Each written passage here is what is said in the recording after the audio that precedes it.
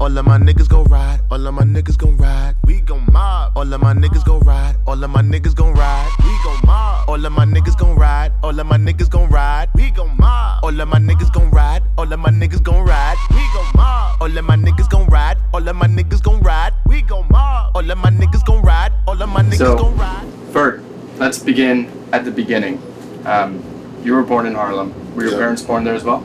My father was born, I think, in North Carolina or South Carolina. I forget, but he's predominantly from New York. Came over to New York as a kid, and most of my family, they grew up in Drew Hamilton projects. And my mother, she was born in New York, and yep, I'm from New York, Harlem Hospital, where I was born. What was your father's profession? My father was a designer, graphic designer, clothing designer, entrepreneur. He did a lot of things for kids. He had a restaurant called Heggy's, which was like fast food, and he mixed it up. He had fast food, and then he did like a juice bar type thing. Next door he had like a game room, but he started off with a printing shop where he just predominantly printed t-shirts for clothing lines and rap labels. And then he moved into the clothing store boutique, which was Ferg Apparel, which was his first store. Yeah. Yeah. What was the most important lesson you learned from him? One of the most important lessons I learned from him was to be independent, use my own money, so I won't have to ever owe anybody, raise enough capital to fund my own projects. And also, he taught me that you have to be diverse in people that you work with. Like, I went to the factory where he got like embroidery and things done from his t-shirts and printing and things like that. He'd go to the factories, get his embroideries done from the Asians. Then he'd go downtown and get his screen prints, well, not his screen prints, but his screens made and his paints from the Jewish people. Then he went to like the Indians and got his t-shirts, you know, all for a good price. He established a good relationship with everybody, just to create one product. And you know, that was a relationship he had with those guys for a long time. Sometimes they give him things like, you know, for free, or they throw him good prices, or they be like, all right, just bring me the money back when you finish selling them. And that's what you need in this industry, or period, in order to be successful, because you're not always going to have all the ingredients to make your product. But when you have people believe in you that way, it's always a good thing. Holy mackerel. Yeah. How about your mother? What's her profession? My mother was always a 9 to 5. She went to college. She got a bachelor's, and she's always been on the straight and narrow, like working hard, clerical positions, doing things at like hospitals and different spots where she's like kind of organizing. She played like a manager role for like all the companies that she worked with. Big leader. Everybody came to her whenever it was a problem. Handling stock in a hospital, or you know, whatever it was. That's what she did. And what's the most important lesson you learned from her? Work hard. She always wanted me to go to school and learn. Always wanted me to have a mind of my own. She never wanted me to be like nobody in the streets or in the hood. She would tell me, like, you know, when I dropped out of college, she was just like, I just don't want you winding up in the hood, you know, winding up like these people around here. And she just always wanted me to be the best me I could be. And just by having her ride me like that and being on my back, I always knew that I was going to do something, but she was just making sure, even if I thought otherwise, I would hear that voice in my head like, no, you can't relax. You got to go to the max, go hard. So I had both parents that really instilled like working hard within inside of me, and it pushed me to go forward. Gotcha. Where did you go to junior high? I went to junior high school. Where did I go? IS 90. Yeah, IS 90. It's a school in Washington Heights, New York. And what did you do outside of school at this time to keep busy? I used to draw a lot. I used to paint. I used to be like I'm really from Harlem. Like some people say they from Harlem and you never see them outside, like until like they have to rep something because they became a superstar. No, like I was known in Harlem before. Like I was rapping or just designing. Like I was a kid going to all the basketball games, Millbanks, like the King Domes. These is like all popping events in Harlem, and I was known by all the kids in Harlem. So I was doing like T-shirts and things for people around the neighborhood. I was going around battling kids on different blocks. I had a crew called Harlem Envy. That was before ASAP, and we used to battle each other to stay in the crew. It was like a form of exercise, like lyrical exercise. Like I battle evolution you almost. so you can keep your spot, and that made us vicious towards other people. So we'll go to these other people blocks, and we'll just like dominate. You know what I'm saying? So that's pretty much what I was doing before, while I was in junior high school. Survival of the fittest type of thing. That's Exactly. Really cool. And what was your first clothing line called? But my first clothing line was called Illegal, and that was my rap name, Illegal, and it wasn't like illegal, it was like illegal. Yeah. And I just switched up the name just to make it different. But I was painting on T-shirts back in the days,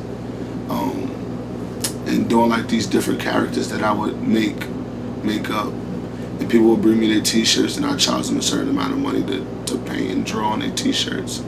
So that was my first like business in junior high school. Yeah. and you started Devani after that as well. Yep, Devoni came after that. It was like a while before I developed Devoni. It was like stages and layers. Like I had created the painted T-shirt thing, and when that was kind of slow, I was always trying to figure out a way to create a domino effect of income. Like if I created one thing, how can I just splash it around the town? So I started like these. I would throw them. I would call them throwaway lines. It became real popular in Harlem after I started it. So I created a clothing line called Harlem Up Apparel. Mm-hmm. And it was just like to create stuff in Harlem to get things moving. So I'll do, it was like different groups. Like I said, I was down with a crew called Harlem Envy. Mm-hmm. It was a group called Rich Girls, a group called Rich Trump Divas. It was a group called $1 Million Babies that Rocky was down with. So I would just like make T-shirts for all of these crews, and I would convince them like, yo, your shirt's got to be better than the Rich Girl shirts, or your shirt's got to be better than the Harlem Envy shirts. So everybody would kind of be going against each other, but I would be benefiting like throughout it all. Yeah. And that's how I was making money. You know, silk screening T-shirts and doing like little custom jobs to it, bleaching the materials and doing all these different embellishments to it. So that was cool for a while, because I started getting like $100 a T-shirt, because people was like, yo, throw my name in the back, put the rhinestones on it, do this, do that. And that's how I kind of started picking up with it. And then I got into jewelry. I started making jewelry, and this jewelry was interesting because it wasn't like diamonds. Like it was Swarovski crystals that I was using, and I would use like this welder, older guy named Harley the Buckle Man, to like get a lot of my cutouts done. And it wasn't three-dimensional, so I used to just stack the plates to give it the effect. So it would be like, you know, I did a Mega Man once. I start off with one plate, and then I'll do like the helmet, like part of it, to give it like a thicker effect, and then do like the jewel on top of the head, which was like, you know, it was giving like some three-dimensional effect. And then I'll add the stones, like the face, the eyes, and it'll just be going off. It'll like, you know, this was a bad thing that people started getting robbed for the chain pieces, because they look so good. Yeah. But that let me know, like, man, you got something official. You got a good product. You know what I'm saying? And I got a couple calls, and I was like, if I knew like the kids in the Bronx or the kids in Harlem, I'm like, yo, give that boy his chain back.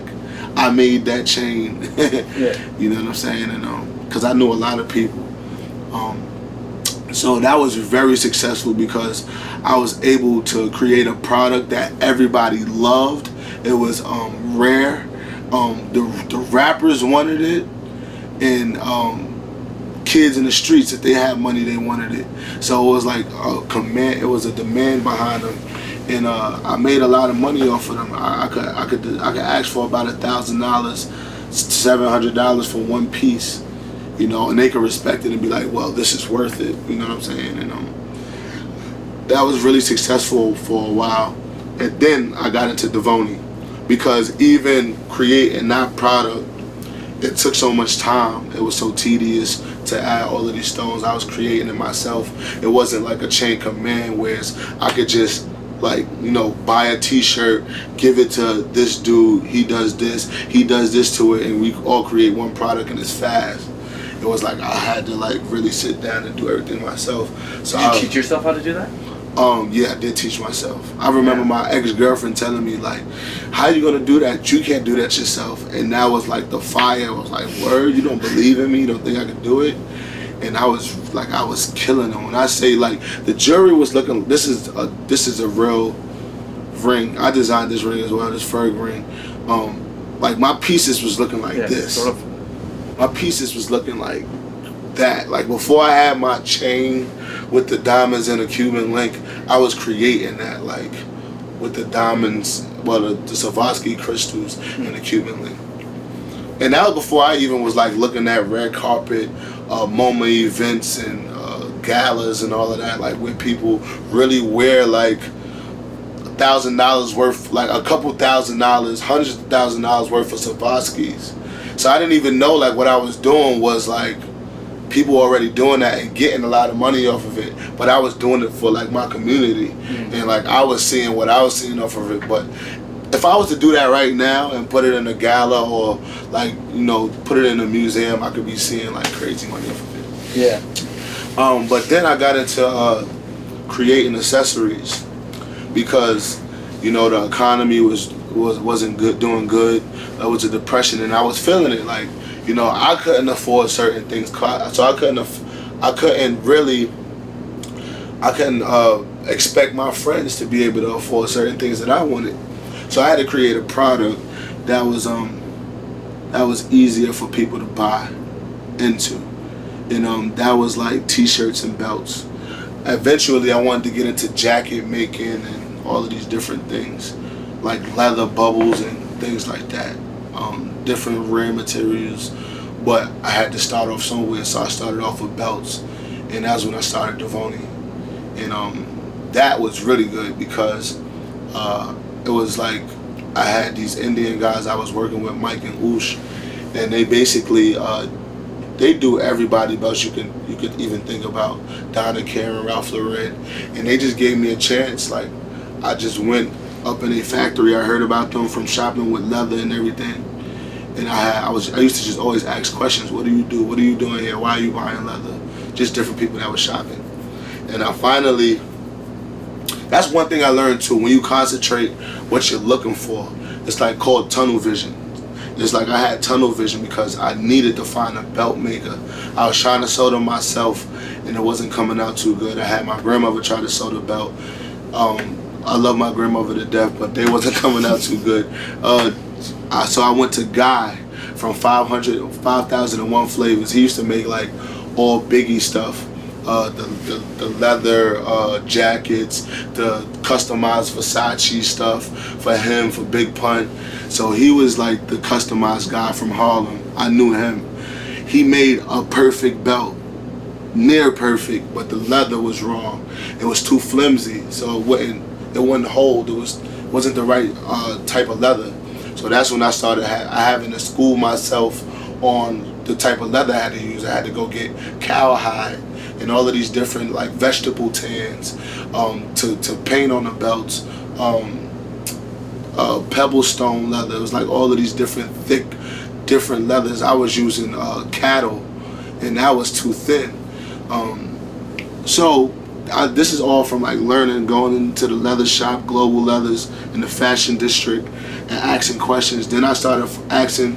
It was like this dude on the street making belts and selling belts, and I seen he had like a really simple belt, and I would ask him. I'm like, yo, I would just ask him bad questions. He was like, man, I get my leather for free. They throw out leather every Thursday at 8 o'clock after, they close.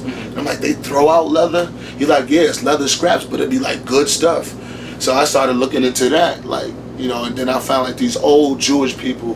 This guy had to be like 90 years old, his wife the same. They had like a inherited, and it was inherited this old leather store where it was the top and the bottom. The bottom was like a dungeon. It looked like rats was running down there with dust all over the leather, but it's all good product and I could get it for a good price. Sometimes they would try to hit me over the head with like, oh, we need $200 for this skin, we need $70 for this skin. So I would just like keep asking them questions until like the price get lower. So I'm like, how much was this again? And they'd be like, it's 70. When all in actuality, that was the one that was 200. So, it was all about finessing and figuring it out. And then I had stylist friends, who was putting clothes on people. How'd you meet them? Grew up with them. Some of them, like Quasi Casey, who's still a good friend of mine. He was a guy I looked up to, being a young man growing up in Harlem. He was doing something. He was active in the community, always fly. Him, not Kim. These guys, well, the older guys, just dressing up and getting fly, and just through conversation and connecting the dots. Like I might have met Quasi through like Belchez. Belchez was also a guy I looked up to coming up in the game. He was a graphic designer, and he did stuff for Nike. He had a clothing line called Lamar and Doe. Well, it wasn't him. He worked with a clothing line called Lamar and Doley, but he started his own brand called Belchez, and he was popping back in the days. So I went up to him, asking him questions, and all his friends was the guys I was looking up to, like Quasi and everybody. And Quasi was his connect to like Chris Brown and all these different people that was wearing his clothes. Right. So I just put two and two together. All right, if I have a clothing line, Belchez can help me out with it, graphics or whatever I need, and Quasi could put my stuff on the celebrities. How'd you convince him to? It wasn't really convincing, really. They seen me, it was a respect thing. Because I didn't come asking questions and wanting to get these things done without a product. They already seen me moving stuff in the street. I was fly. I had my own money. I was willing to pay for things. Like, I was willing to do whatever I had to do. So they just respected it. They wanted me with them. Like, you know what I'm saying? Yeah. Like, it made it look better. We got this young guy with us, too. So it was good. So Gotcha. that's how I really got, like, placement for my belts and everything like that. Yeah. And so you met Rocky in high school.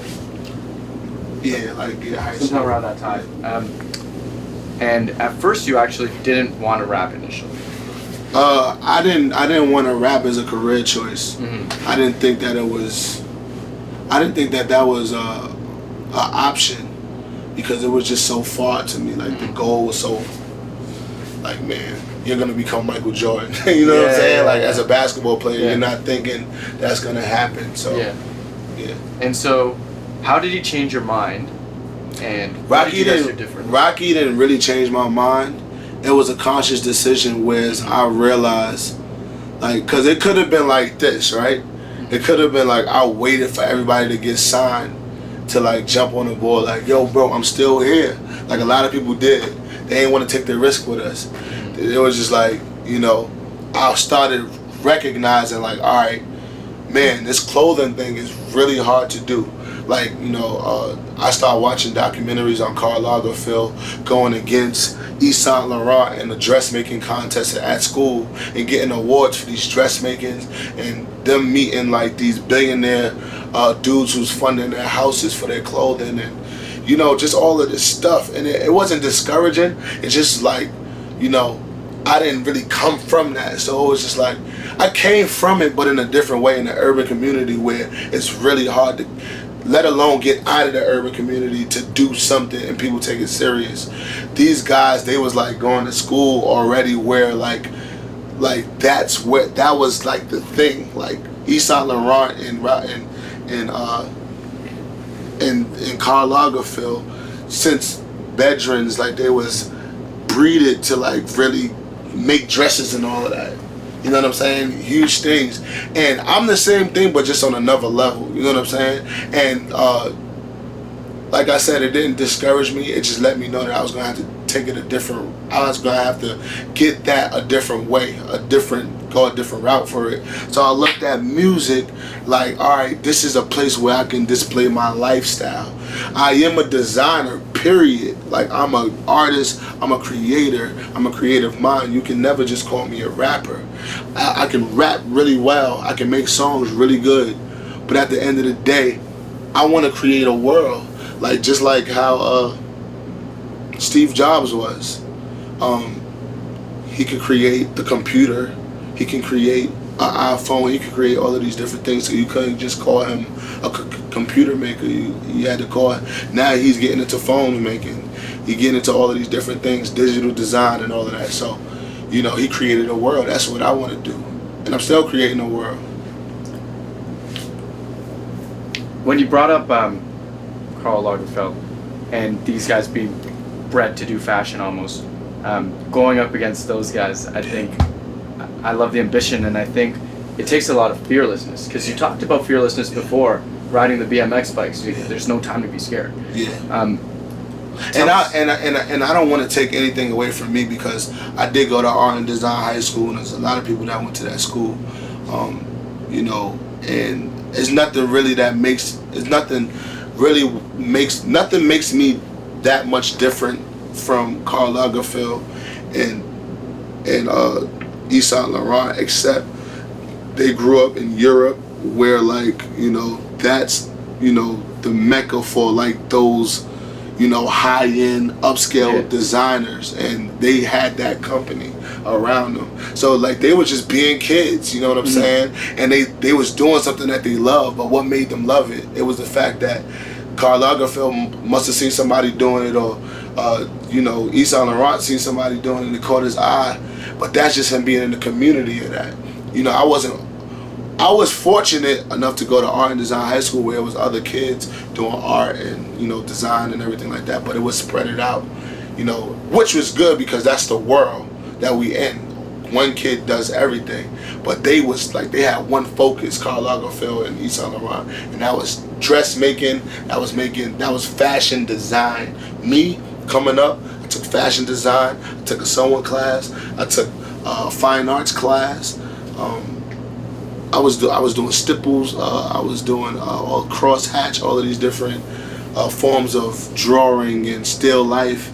So it was mixed, you know. How do you, because you're so good at so many things, right? And you, in contrast, there are people that try to be good at one thing. How do you stay focused when you're doing work or when you're trying to get better, while juggling like 3 different things almost? It's really hard, because when I was coming up in high school, I had a card. I used to give out cards and everything. Yeah. This card said graphic designer, artist, painter, rapper, silk screener, jewelry designer. And it's just like, man, I remember hearing somebody or reading something that said you have to focus on one thing, or show people one thing so they can take you serious. They're not gonna take you serious when you do all of these things. They're not gonna know where to direct their energy. They're like, man, like, I don't know what to do with this dude, man. So you have to give people a choice. This is what I do. Well, not so much a choice, but you have to kind of direct them where to go, you know, first. And that's what I did with music. It was like, I do the music, and then boom, a few years later, I got the sneaker. I do clothes. I got Trap Lord, the clothing line. I write my own treatments. I direct my own videos. You know what I'm saying? But I'm not telling them this. I'm just doing it. And then it just kind of organically grows on them. Yeah. Yeah. Where does the... And the way I stay, it's hard. You have to stay focused, and you have to say, all right, this is priority for right now. I know that music is priority forever, because this is how I got introduced to the world. This is the only way they know me. So it's like, I have to make sure, you know, everything is right with the music. Boom, after I mastered the music, and nothing is gonna stop that, then I could get into clothing design. And after my team is set up with clothing design, boom, I can move on to other things and keep doing that. It's just about mastering one thing first and then moving on to the next thing. Great. So many more questions, but final 2. first of all, where does the fearlessness come from? Where did you learn it? Who taught it to you? And how can people learn that? I don't think that I'm really fearless. Like, I think if anybody tell you that they don't have fear, they lying. I think every human has fear. I think that's what pushes us even further. You got to think about it. What makes us want to stunt for our girlfriends is the fact that some other dude with more might actually get your girl. So you have to work hard in order to keep your girl. At least in your mind, she may tell you like, babe, I'm not gonna go nowhere. Like, don't worry about it. But you like, nah, I gotta flex. I need to flex up. And that's the motivation of a dude, to want to wake up, look nice, keep waves in your hair, wear nice clothes, buy jewelry. It's all for females. It's all for women.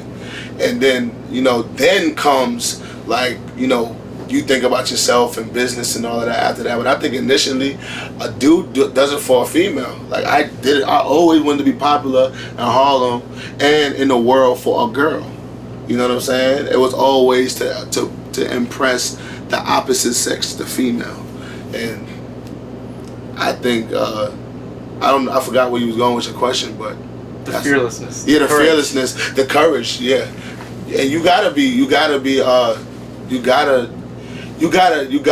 wear your armor going into these different industries. It's like that's why it looks that way. Like, I may be like, turned up and like my eyes is open, my ears is open, and I'm just going through these things fearless. I think you do kind of build some type of fearlessness from having so much fear so long. I remember before getting in the music industry, I had a lot of fear about the music industry.